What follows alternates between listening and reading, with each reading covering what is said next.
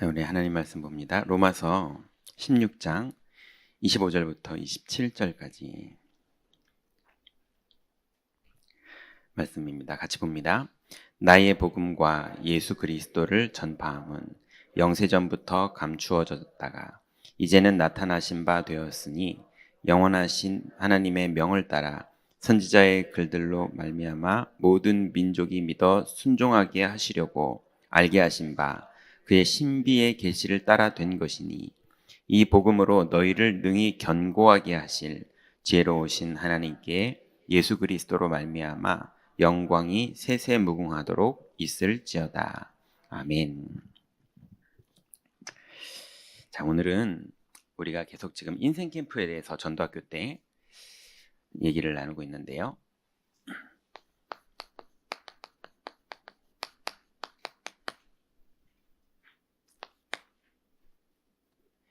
임행계약 가진 인생 캠프.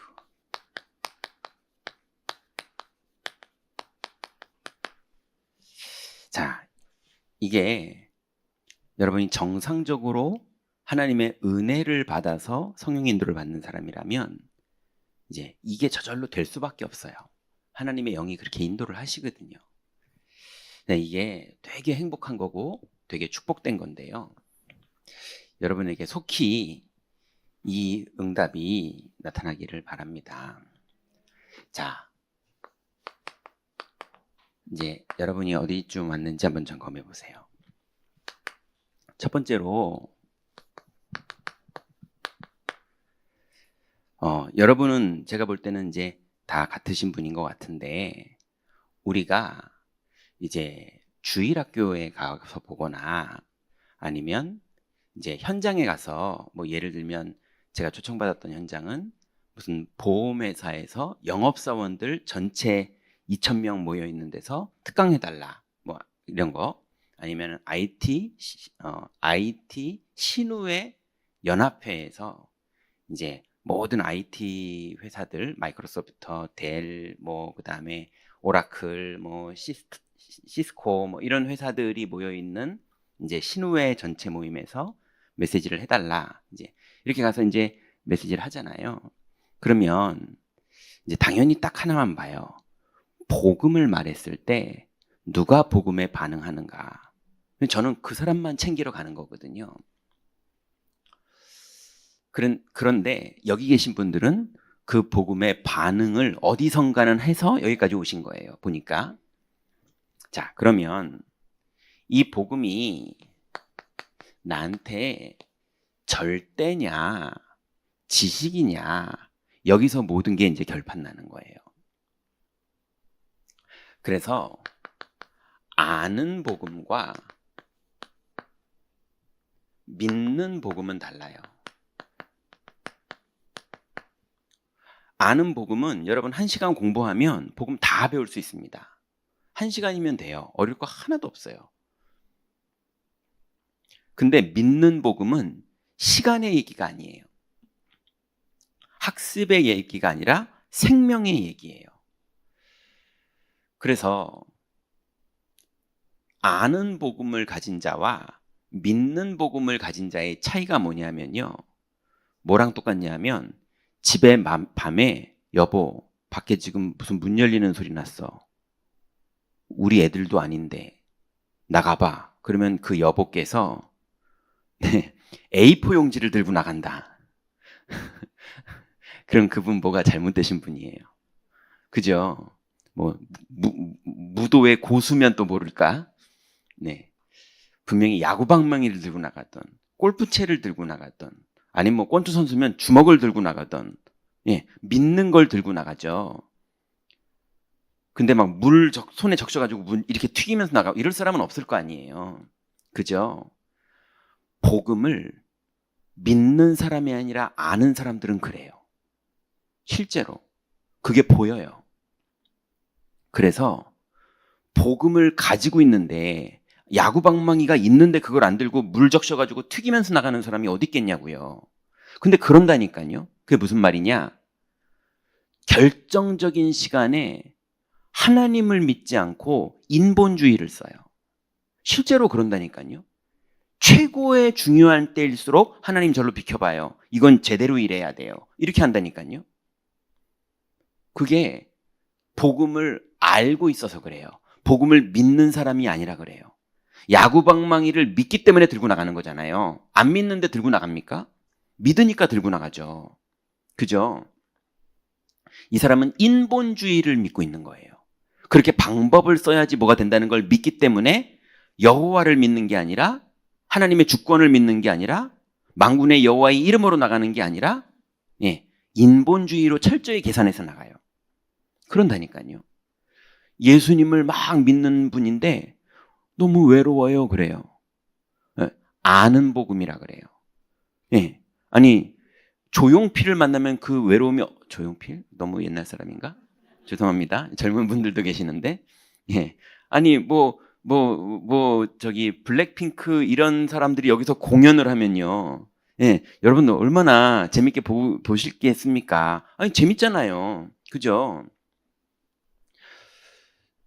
우리가, 이렇게 좀 좋아하는 사람이 나타나도, 술 친구들이 모여도, 아니면은 무슨 같이 이제 친한 동네 언니들 모여가지고 같이 놀러 가도, 아유, 재밌어. 그러면서 외로움이 잊혀지잖아요. 그죠? 여러분, 하나님이 만나는데 외롭다고요? 정말 그리스도가 만나지는데 외롭다고요? 그건 왜 그러느냐? 나쁘다는 게 아니라 알고만 있지 믿지를 않고 있어서 그래요. 믿어지면 순식간에 외로움이라는 게 없어져 버려요. 그러지 않겠냐고요. 친한 친구를 만나도 안 외로운데 하나님을 만나는데 외로울 리가 없잖아요. 근데 자꾸 속으로 외로워요 이러는 분들이 있어요. 그 외로워가지고 자꾸 막 구역 예배하자 그러는데 구역 예배하고 싶은 게 아니에요. 사람 만나고 싶어서 그러는 거더라고요. 그런 식으로 아는 복음과 믿는 복음은 차이가 많이 나요. 어떤 분들은요, 결국은 소리를 버럭 질러서 문제를 해결하세요.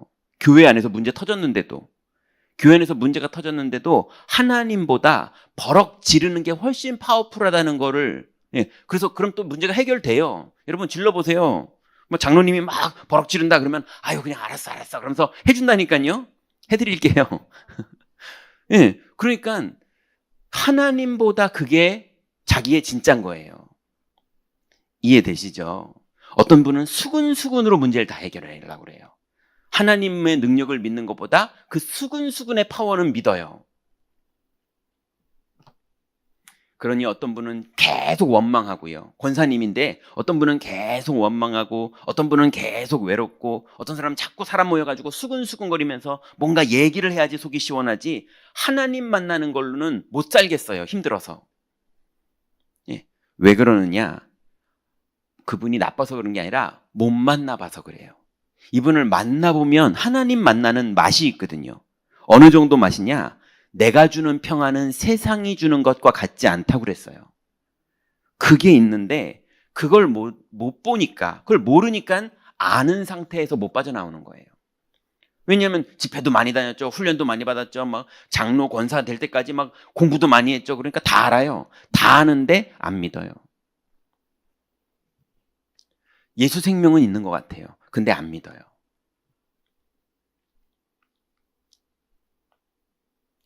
자, 그래서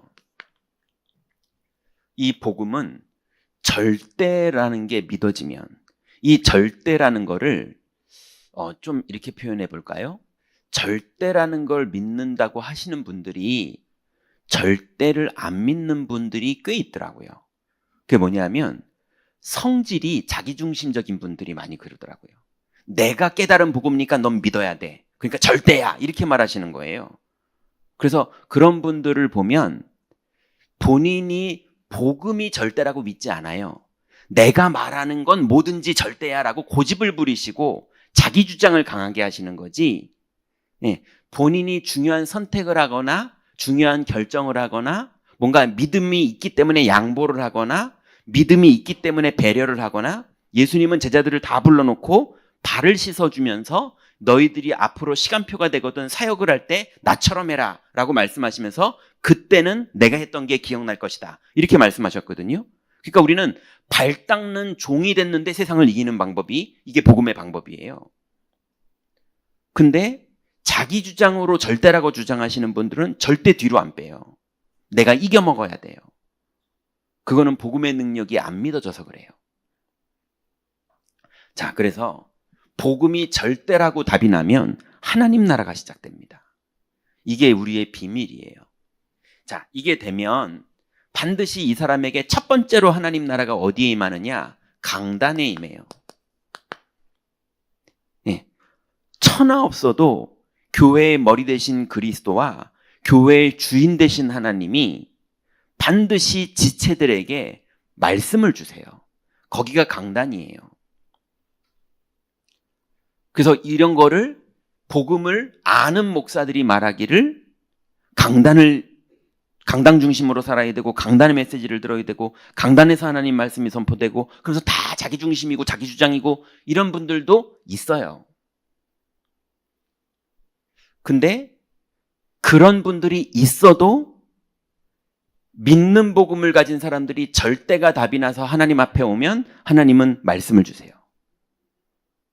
그러니 제가 헛짓거리를 하더라도 여러분이 깨어 있으면 여러분 덕분에 저도 삽니다. 이 강단은 흐름이 있어요.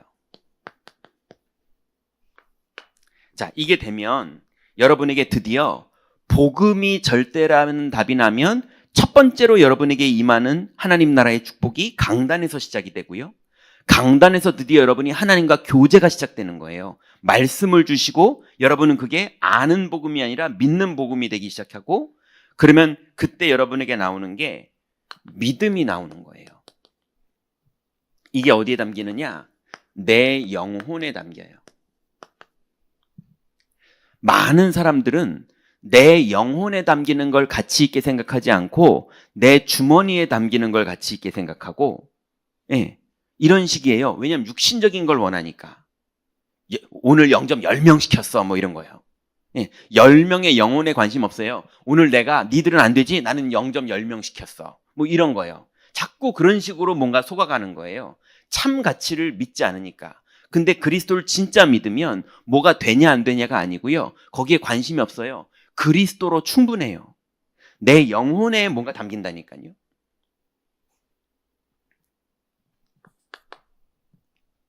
그러면 그때부터 그리스도로 충분하기 때문에 치유되기 시작합니다.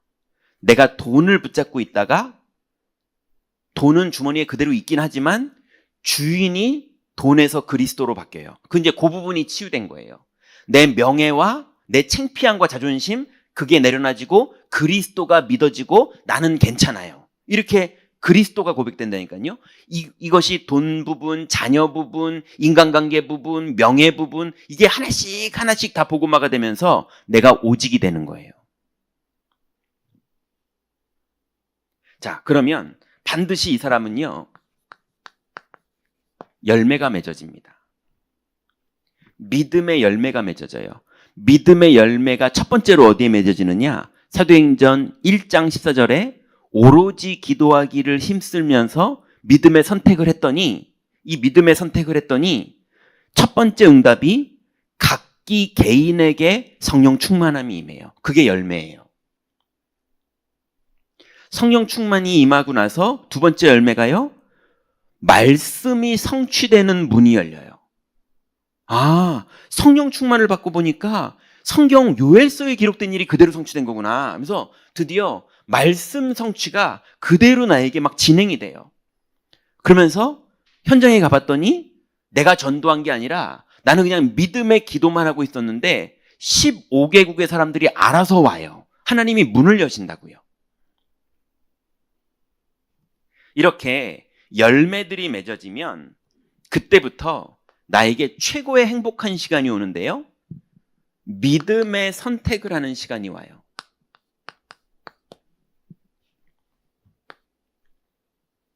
(380명이) 도망가고 있는데 120명은 믿음의 선택을 해요. 다들 금신상에 절을 하는데 왕이여 우리는 그리 아니하실지라도 왕의 금신상에는 절할 수 없습니다라는 믿음의 선택을 해요. 조서에 어인이 찍힌 걸 알고도 다니엘이 창문을 열어놓고 성전을 향해서 감사함으로 기도하기 시작해요. 믿음의 선택을 하는데 하나님의 나라가 이루어져요. 이게 엄청난 행복입니다. 여러분 해보셨잖아요. 믿음의 선택을 할 때 흑암이 꺾이고 하나님 나라가 이루어지고 여러분 안에 참 행복한 그 선택을 할 수 있다는 게 엄청난 행복한 영적 기쁨이에요. 저는 너무 억울한데 너무 억울할 때 그냥 그렇게 변명 안 하고 내비두는 선택할 때 행복해요. 너무 아니지만 그 아닌 상황에서 제가 제 돈을 쓰거나 아니면 제가 그 사람을 보호해주는 선택을 하는데 그게 선한 불교 같은 자세로 하는 게 아니라 하나님의 주권을 믿기 때문에 하는 선택을 할 때 너무 기뻐요. 너무 기쁜데 또 승리도 해요. 자, 열매를 맺고 선택을 그래도 이번엔 믿음으로 승리했네. 이렇게 되는 사람이 드디어 이렇게 인생의 여정을 가기 시작해요. 한 번만 믿음으로 선택했다가 그 다음에는 넘어지는 사람도 있거든요. 근데 다시 일어나서 다시 믿음을 선택하면서 믿음의 여정을 갑니다. 자녀 부분도 두렵지만 믿음을 선택하고 경제 부분도 두렵지만 믿음을 선택하고 자존심 상하는 그 일도 있었지만 믿음을 선택하고 창피하고 두려울 것 같은 일도 벌어졌지만 그래도 창피해도 상관없어 믿음을 선택하고 이렇게 해서 마음으로 믿음을 선택하고 말로 믿음을 선택하고 선택으로 믿음을 선택하는데 믿음의 선택을 가는 그 여정에 내 영혼이 치유되기 시작하고요. 현장에 흑암이 꺾여요. 그러면 드디어 여러분에게 각인이 바뀌는 날부터 어떤 일이 벌어지냐면 지속이 됩니다. 예전에는 너무 약오르지만 믿음을 선택했거든요. 근데 이제는요, 이 과정을 겪으면 하나도 약오르지 않고 당연히 믿음을 선택해요. 예, 이게 훨씬 이득이라는 걸 알아요. 유 목사님 설교를 들어보면 계산이 아니라 관계다 이렇게 말하죠. 근데 저는 아직 그 수준을 잘 모르겠어요. 저는 아직도 계산이에요. 예, 저는 철저히 계산이에요. 왜냐하면 아무리 계산해봐도 믿음이 이득이에요. 저는 아무리 계산해봐도 하나님을 붙잡는 게 이득이고 제 인본주의보다 하나님이 이득이고 제 이득보다 믿음 선택이 이득이고 네, 저는 아무리 해봐도 계산상 그래요. 그래서 그 말의 의미가 더 깊은 말인 것 같은데 잘 이해가 안 돼요. 저는 오히려 관계를 하는 게 더 잘 안 돼요. 저는 의리 지키고 이런 거 잘 못하는 사람이에요. 예, 자꾸 배반하는 사람이고 자꾸 실수하는 사람이고 예, 저는 자꾸 마음을 먹었다가도 안 되는 사람이고 저는 작심삼일하는 스타일이고 전 좀 그런 인간이거든요. 근데 전 계산상으로 이득 얻는 거는 좋아해요. 예, 그래서 중고 이렇게 싼 거 잘 고르고 인터넷 검색해서 싼 거 잘 고르고 이런 거 좋아요. 근데 아무리 봐도 복음이 이득이에요. 아무리 봐도 믿음의 선택이 훨씬 이득이에요. 네, 아무리 봐도 마귀 역사나 인본주의보다는 하나님 나라가 임하는 게 훨씬 이득이더라고요. 그래서 이게 될 만큼 지속이 됐다. 이게 이제 축복입니다. 자, 이렇게 지속이 되잖아요. 그때 이걸 계속 지속하잖아요. 그러면 그 사람에게 뭐가 나오느냐 하면 달란트와 이면 계약이 나옵니다.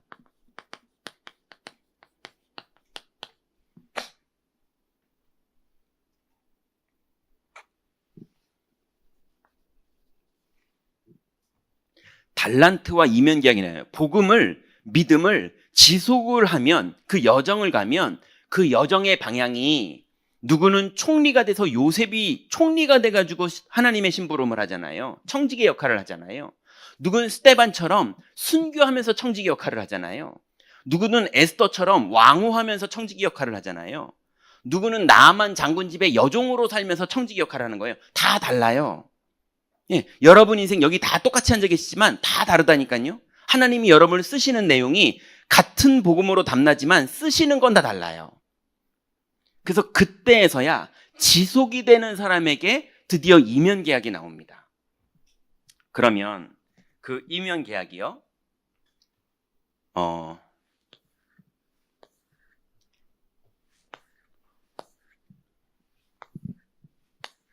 둘, 셋, 넷, 다섯, 여섯, 일곱. 네. 자, 첫 번째로 보호자예요. 누가 그랬냐면 베베였죠. 베베가 로마서 16장 1절부터 2절에 보니까 이 베베는 여잔지 남잔지 정확하지가 않아요.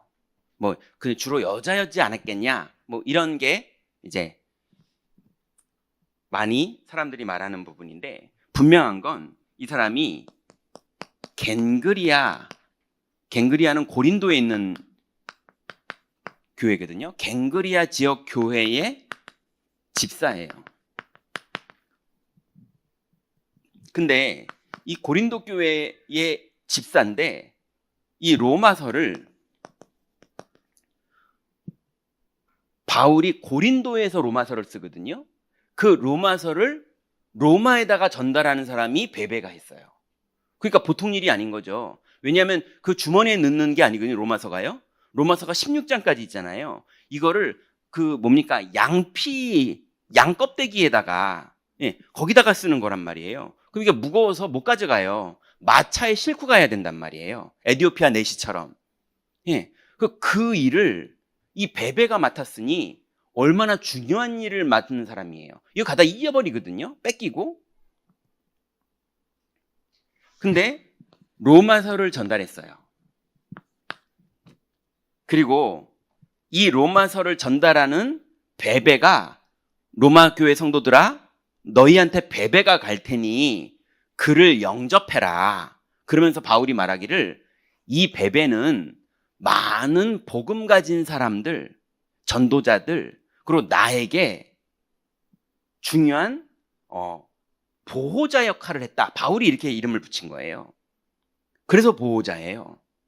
그러면 베베가 뭘 했느냐면요, 많은 선교사님들, 순회하는 사도들이나 전도자들, 이런 사람들에게 보호자 역할을 했어요. 밥 먹여주는 식주인 정도가 아니라 그 사람들의 행정, 신분, 억울함, 법적 문제, 이런 거를 찾아가서 해결해주는 보호자 역할을 했어요. 거기에다가 새신자들, 고린도 교회가 이방인 지역이었잖아요. 그러니 새신자들이 우상숭배하던 지역에서 예수님을 영접하고 새신자들이 들어왔으니 문화도 다르고 습관도 다르고 관습도 다르고 완전히 우상숭배하던 게 그대로 남아있는 사람들이 개인화가 되는 과정이 필요했거든요. 그 사람들의 보호자 역할을 베베가 했어요. 엄청난 사람이에요. 그래서 바울이 베베에게 로마서를 전달시켜요. 그래서 바울이 본인에게도 이 사람이 내 보호자다 그랬어요. 그러니까 좀 똑똑한가 봐요. 그래서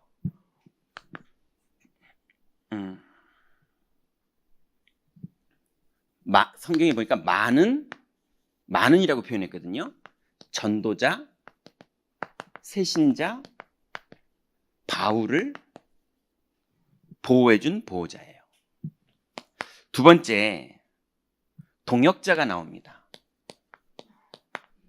여러분 잘 아시는 브리스길라와 아굴라 부부죠. 이 사람들이 3절부터 4절에 나와요. 이분들은 고린도 산업 현장에서 만났죠. 고린도 산업 현장에서 만났는데 에베소 지역까지 바울의 사역을 동행합니다. 그래서 에베소에 정착해요. 그래서 바울이 에베소 지역에서 브리스길라와 아굴라의 집에서 사역을 해요. 그러니 바울이 지역을 이동할 때마다 쉽게 말하면 그 지역에 집을 사요. 그래서 그 지역에 중요한 산업을 하면서 그 지역에 딱 자리를 바울이 사역할 수 있도록 도와요. 어마어마한 일들을 했죠. 그런데 그 정도가 아니라 바울을 많이 도와서 그런지 교역자들을 가르치는 게 아닌데 가르쳐요. 그 말 이해됩니까? 아볼로를 만났는데 이 아볼로가 평신도들한테 마음을 열고 배울 만큼 복음을 가르쳐 주는 게 가능해요. 평신도한테 아볼로가 배웠다니까요. 그래서 아볼로가 끝내는 지도자가 됩니다. 선명하게 복음을 전하는 전도자로 완전히 거듭나는데 브리스길라와 아굴라가 완전히 섬기면서 아볼로를 도와줘요. 가르쳐요. 그래서 제자 사역이 가능한 평신도였어요. 그리고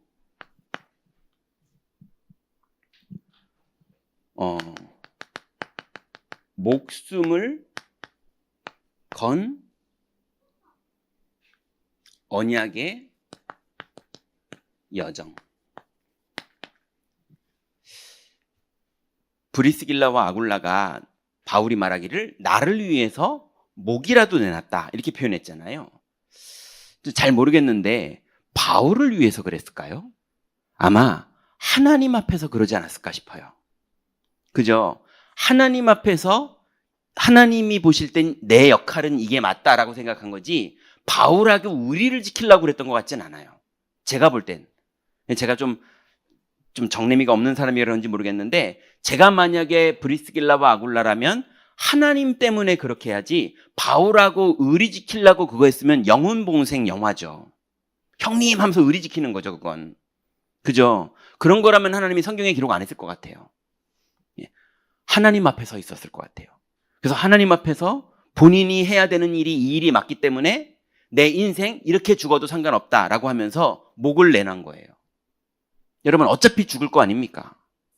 그죠? 어차피 죽을 건데 하나님 앞에서 죽을 때가 되면 죽으시기 바랍니다. 맞잖아요. 안 죽고 싶어 이러다 죽지 마시고 하나님 앞에서 죽을 때가 되면 죽음을 선택하고 죽으세요. 그래서 목숨을 건 언약의 여정이라는 건 세상 단어는 목숨 걸고 일한다 뭐 이런 식이잖아요. 왜냐하면 그 사람들은 목숨 거는 게 끝이라는 말이에요. 우리는 목숨을 거는 게 주인을 믿는 거예요. 우리는 영원까지 있잖아요. 그래서 이 사람들은요, 하나님 앞에서 목숨의 주인이 누군 줄을 알고 동역자로 살았어요. 그러니 여러분 이렇게 살게 되는 게 얼마나 부럽습니까? 행복해 보이지 않나요? 내 인생이 내가 이렇게 살라도 죽어도 좋다라고 생각하면서 살 수 있는 인생은 참 행복한 거 아닐까요? 전 너무 부러워요. 세 번째, 식주인입니다. 잘 아시는 가이오죠? 이 가이오는 로마서 16장 23절에 나오는데요. 가이오의 독특한 부분이 있는데요. 바울에게 세례를 받았어요.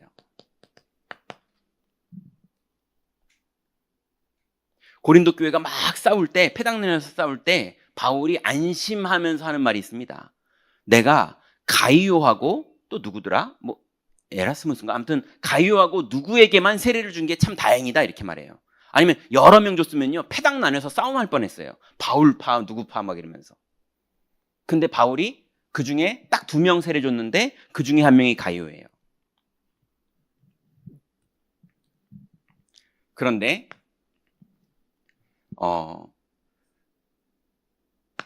바울이 로마서 기록을 고린도에 있는 가이오 집에서 합니다. 그러니까 가이오가 바울이 불신자인 자기에게 복음을 전하고 영접시키고 세례까지 줬지만 이 가이오가 완전히 바울을 위해서 식주인 역할을 하면서 바울의 집, 바울의 전도 현장을 책임져요.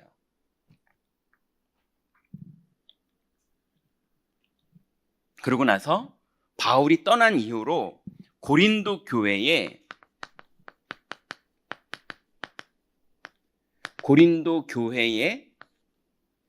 예배 장소, 그 다음에 재정, 행정, 살림을 책임집니다. 그래서 모든 전도자들의 식주인 역할을 해요. 여러분, 제가 보니까요, 주말 야구 동호회도 있어요. 거기에 총무가요, 생을 걸고 하더라고요. 목숨을 걸었더만요. 또 사이클 동호회 있습니다. 막 한강에서 막 한 50명씩 막 때려 다니면서 타요. 근데 거기에 총무, 거기 회장님 막 목숨 걸었어요. 이번에 제가 아는 동생 목사가요, 마라톤 대회 10km만 뛰는 거, 마라톤 대회에 신청했는데요, 5분 만에 다 마감돼가지고요, 30만 원 내고 신청하는 건데도요, 그냥 잘렸어요. 안 돼요. 그 마라톤 크루가 있어요. 거기 회장님 뭐 이런 오토바이도 있어요. 동호회 막 해가지고요. 제가 저번에 수원에서는요, 그 외발 전동 바퀴 아세요? 외발 전동 이렇게 이러고 타는 거 있잖아요. 그것도 동호회가 있나 봐요. 한 10명이 이러고 막 같이 가더라고요. 근데 그거 보고 웃겨가지고, 야, 저것도 동호회. 그분들한테 좀 그렇지만 미안하지만, 여러분, 그것도 인생 걸고 한다니까요. 그것도 하느라 회의하고 회비 내고, 우리 이번에 부산까지 간다 그러면서 이러고 부산까지 가고 막 다 하는데, 여러분은 어디에 인생을 걸고 있습니까?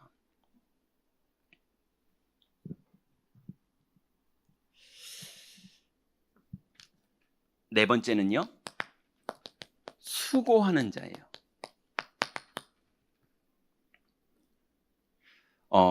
성경에 보니까 마리아, 그리고 두루베나, 로마서 16장에 나오는 사람들이에요. 두루보사, 이 사람들이 로마서 16장 6절하고 12절에 나오던 사람들인데요, 마리아는 많이 수고한 자예요. 바울이 그렇게 표현했어요. 그냥 많이 수고한 자. 그리고 두루보사는요, 주 안에서 수고한 자예요. 그리고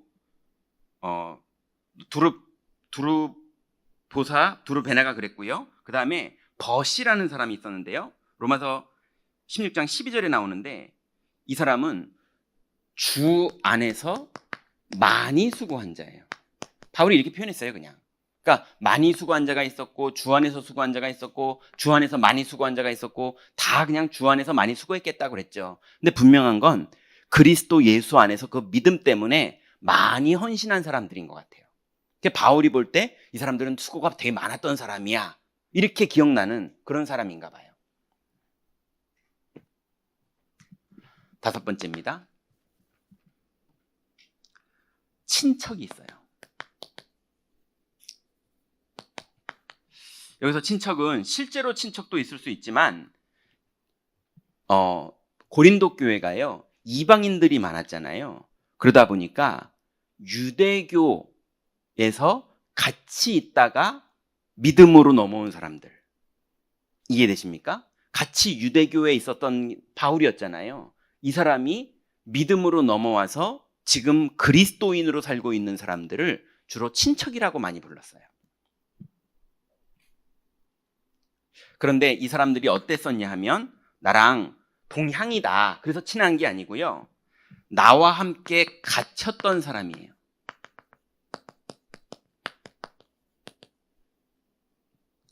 네, 이 사람 이름이 안드로니고,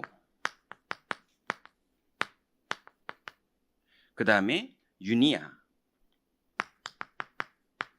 이 사람 둘이 바울과 함께 갇혔던 사람이었고요. 그리고 유대인으로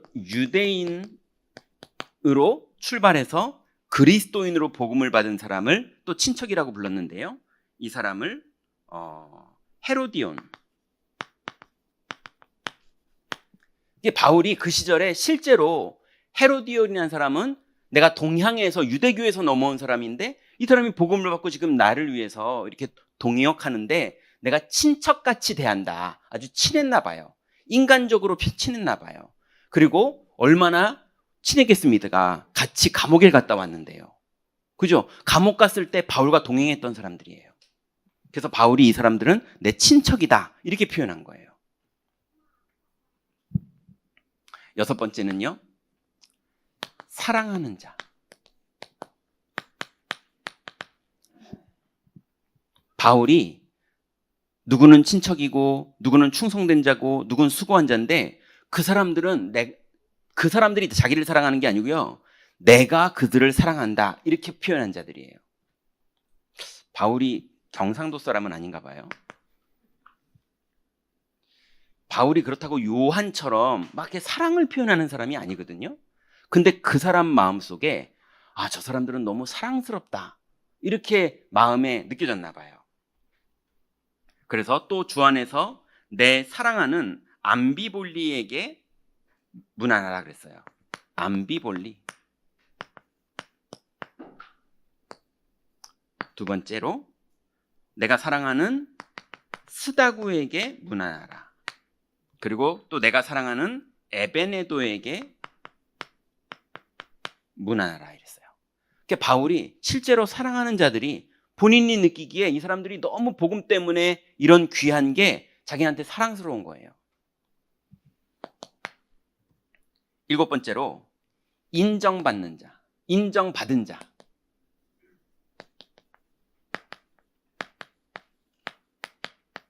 제가 몇 명이 있어요, 우리 교회에. 이 사람 이름이 아벨레예요. 로마서 16장 10절에 나와요. 이 아벨레는요, 10절에 보면 그리스도 안에서 인정함을 받은 아벨레에게 문안하라 그랬어요. 근데 그리스도 안에서 인정함을 받았다고 말하는데 모든 사도들도 그를 인정했느니라 이렇게 말하거든요. 그 12사도들이 인정을 했어요. 근데 이 사람은 어떤 사람이냐면 바울보다 먼저 그리스도 안에 있었다. 바울이 이렇게 말했어요. 그러니까 바울보다 먼저, 그러니까 아마 사도행전 2장, 1장 이때도 예수님 안에 있었을지도 몰라요. 근데 이 사람이 그러니까 바울보다도 12사도들을 먼저 하는 사람이에요. 예, 가룟 유다는 죽었지만 사도가 세워졌잖아요. 그래서 먼저 이 사도들과 함께 마가다락방에서 응답받은 사람이거든요. 근데 이 사람이 바울 앞에서 자기가 선배야 이러는 게 아니고요, 내가 그래도 예전에 경험했던 우리 사도들이 막 이러는 게 아니고요, 바울이 완전히 이 사람을 인정하고 심지어는 사도들도 인정할 정도로 이 사람이 인정받은 사람이에요. 그럼 뭐에 인정받았느냐? 성경의 원어로 보면요, 이 인정받다라는 단어가 환난을 통과해서 인정받다라는 뜻이에요. 그래서 이 사람은 연단을 통과한 자예요. 그게 암이었을지 아니면 핍박이었을지 감옥이었을지 뭐 가족들의 핍박이었을지 그건 모르겠지만 이 사람은 환난을 통과해서 사도들 전체가 저 여자는 인정 이랬던 사람이에요. 증인이죠. 그리고 그 증인이 되기까지 믿음의 여정을 갔던 사람이에요. 여러분, 사도들과 저와 우리 교역자들과 모든 성도들에게 인정받는 자들이 되시기 바랍니다. 그리스도 안에서. 자, 결론입니다.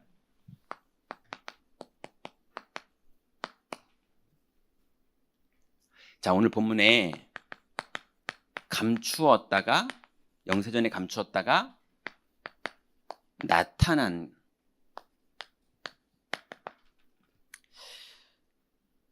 여러분, 복음으로 승리하세요. 이걸 어떻게 하느냐? 매시하세요. 여러분, 매 시간 복음으로 승리하세요. 왜냐하면 매 시간 여러분을 속이는 게 초 단위로 분 단위로 찾아옵니다. 그죠? 그러니 매시 복음으로 승리하세요. 해보세요.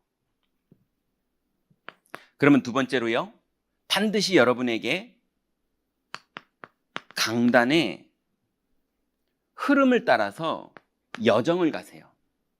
이거는 매일 하세요.